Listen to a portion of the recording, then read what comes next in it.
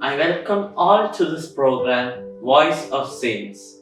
Today, June 16, our Holy Catholic Church celebrates the feast of Saint John Francis Regis. Saint John Francis Regis was born at Fontcourt in Languedoc in January 1597 of a noble Catholic family. From his tenderest years, he showed evidence of uncommon sanctity by his innocence of life, modesty, and love of prayer. When he was 5 years old, he fainted when he heard his mother speak of the terrible misfortune of being eternally damned after being educated by the Jesuits. When he was 19 years old, he decided, with the approbation of his confessor, to enter the Society of Jesus at Toulouse. There, he was viewed as a model of every virtue and was called the Angel of the College. He was sent in 1628 to study theology in Toulouse and ordained a priest in 1630. His first ministry in Toulouse was for the victims of the plague.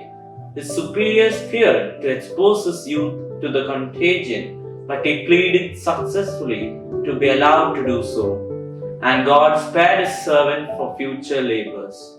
He was sent to visit his family for a time, and began in Fontcourt to occupy himself first of all with the poor.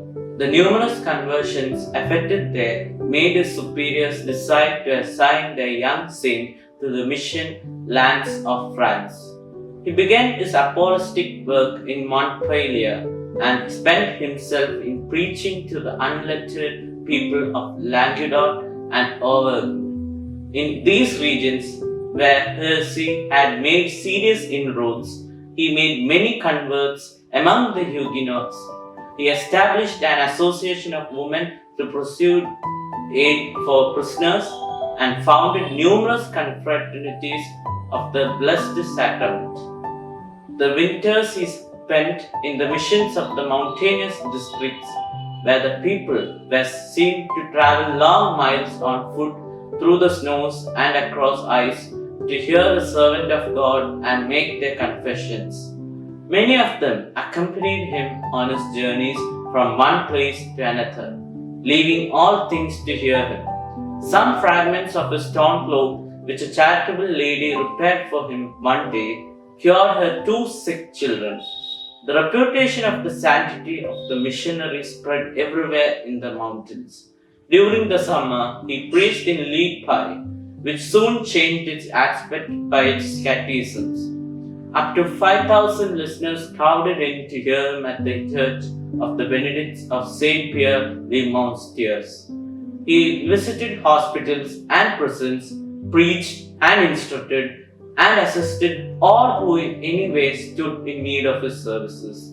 In November of 1637, the saint set out for his second mission at Mathis in the mountains. His road lay across valleys filled with snow and all frozen, and precipitous peaks in climbing one of the highest. A bush to which he was climbing gave way and he broke his leg in the fall. Nonetheless, with the help of his companion and his staff, he managed to continue his journey for the remaining 6 miles. Then, instead of seeing a surgeon, he insisted on being taken straight to the confessional. After several hours, the parish priest found him still seated, and when his leg was finally examined, the fracture was found to be miraculously healed. Saint John Francis was so inflamed with the love of God that he seemed to breathe, think, and speak of Him alone. He offered up the holy sacrifice with such attention and fervor that Jews who attended it could not but experience with him something of the fire consuming him. After 12 years of unceasing labor, having taken a wrong turn on a strange road, and having remained for the night in a cabin open to the wind, he contracted a severe pleurisy and rendered his pure and innocent soul to his Creator at the age of 44. He was mourned, invoked for assistance, and then venerated as a miracle-working saint. His place of sepulture at Lausanne in the mountains is still the site of fervent pilgrimages. He was canonized by Pope Clement XII in 1737. The cure of Arcs obtained a famous miracle with a medal of our saint. The orphanages of Arcs had no more grain for bread, and the harvest had been so scanty the people could not be asked for any more aid. The hero of Arcs put a medal of Saint John Francis behind the door of the empty storeroom, and the next day they could scarcely open the door, so full that the room became overnight. Reflection. When Saint John Francis was struck in the face by a sinner he was reproving, he replied, "If you only knew me, you would give me much more than that." His gentleness converted the man. How much might we do if we could forget our own wants to remember those of others and put our trust in God? On behalf of Saint Francis Association, I wish a happy feast of Saint John Francis Regis. Amen.